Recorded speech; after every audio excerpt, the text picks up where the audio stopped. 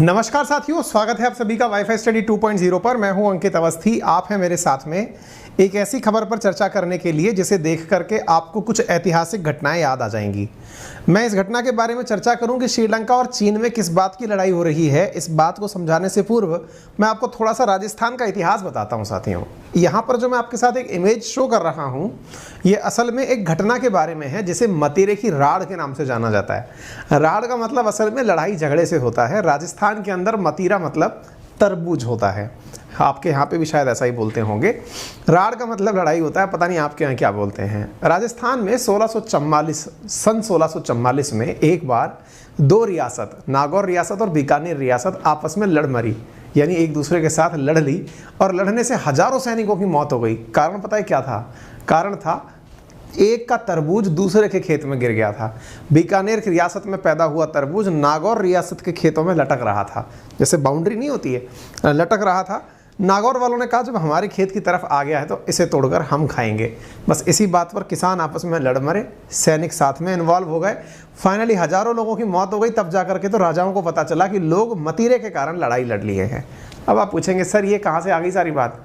Exactly कुछ ऐसा ही हो रहा है श्रीलंका और चाइना के बीच में। यहाँ पर लड़ाई जो है ना वो इसकी तरबूज की नहीं हो रही है, तो फिर किसकी हो रही है? खीरे की हो रही है। खीरा जानते हैं आप? कुकुम्बर, समुद्री खीरा, इसे लेकर के लड़ रहे हैं। कौन कौन लड़ रहे हैं? चीन और श्रीलंका। अब आप पूछेंगे ये क्या कहानी है, तो चलिए आपको कहानी बताते हैं विस्तार से। श्रीलंका के फिशरमैन प्रोटेस्ट कर रहे हैं चाइना के खिलाफ। क्यों कर रहे हैं? क्योंकि उनका मानना है कि चाइना वाले उनके मैरीटाइम रिसोर्सेज को एक्सप्लॉइट कर रहे हैं। मैरीटाइम का मतलब समझ गए? समुद्र के अंदर जो संसाधन है उनका एक्सप्लॉइटेशन चल रहा है। अब आप पूछेंगे तो इसमें खीरे वाली बात कहाँ से आ गई? बताते हैं आपको।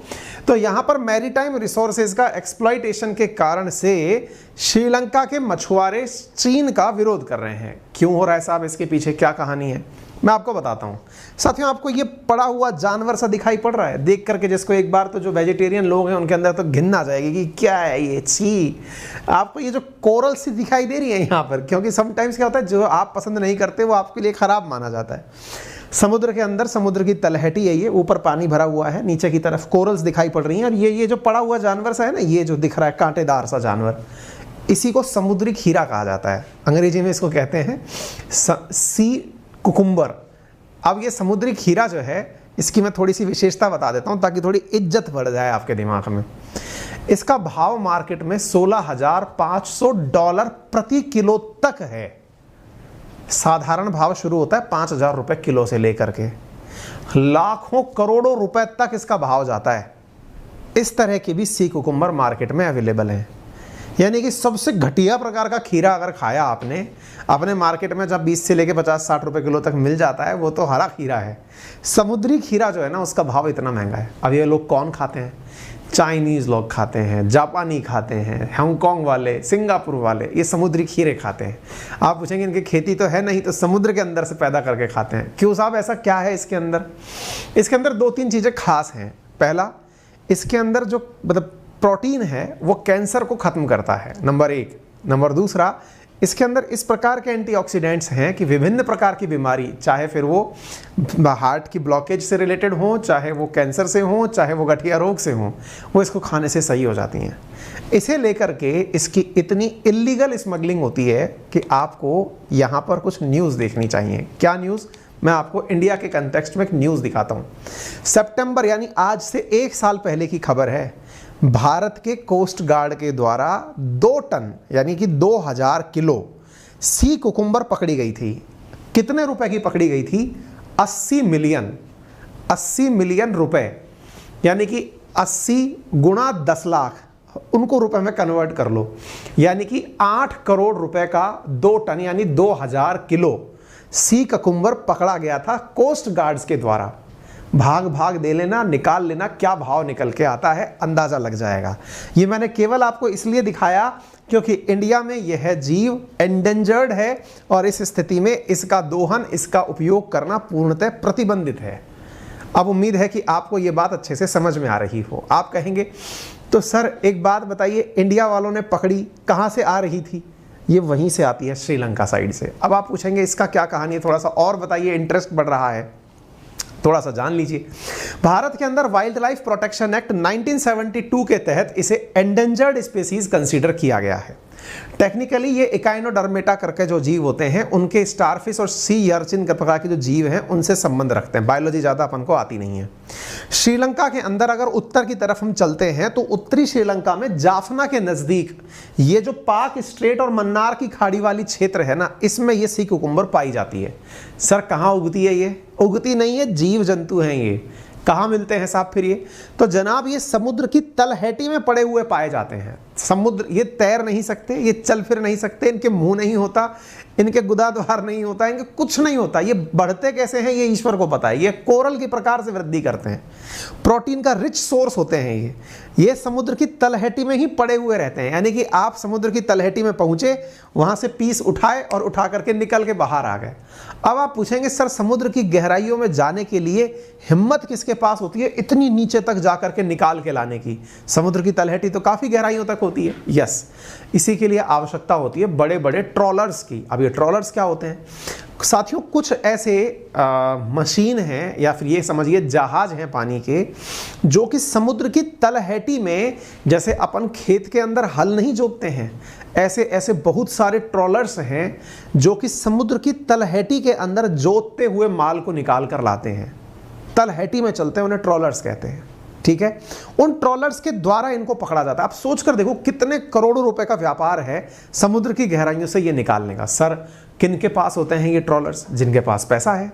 सर पैसा तो श्रीलंका और चाइना के कंपैरिजन में चाइना के पास ज़्यादा है। बिल्कुल सही सोच रहे हैं। बवाल की कारण भी यही है।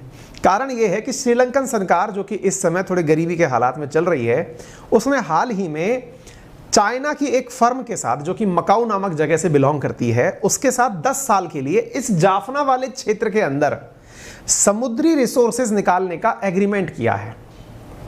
उससे एग्रीमेंट इस बात का हुआ है कि वो यहां से माल निकालेगा, लेकिन माल निकालने का एग्रीमेंट हुआ है, लेकिन वो माल खुद से ले जाएगा इसका किसी को पता ही नहीं था। मछुआरों का कहना है कि आपने मशीनें लगाकर माल निकालकर पैसे कमाने की कोशिश तो कर ली, लेकिन हम जैसे जो मछुआरे यहां बैठ करके उस पैसे से कुछ करते, कमाते, खाते, अब वो नहीं हो पा रहा है। इस कारण से यहां पर बैठ करके जो मछुआरे हैं वो विरोध कर रहे हैं। विरोध का मैं आपको अंदाजा इससे दे सकता हूं कि ये जो सी कुकुम्बर निकालने की जो प्रक्रिया है ना, 4 सितंबर के दिन की बात है। यहां पर इन लोगों का विरोध ही फिशरमैन्स का इसलिए चल रहा है क्योंकि चाइना इन्वेस्टमेंट कर रहा है समुद्री खीरे ककड़ी निकालने के लिए, और ऐसी स्थिति में इनका विरोध चल रहा है। मैं विरोध का एक आधार और बताता हूं आपको। Once upon a time India के ट्रॉलर्स पहुंच गए थे यहां निकालने के लिए, सी कुकुम्बर निकालने के लिए।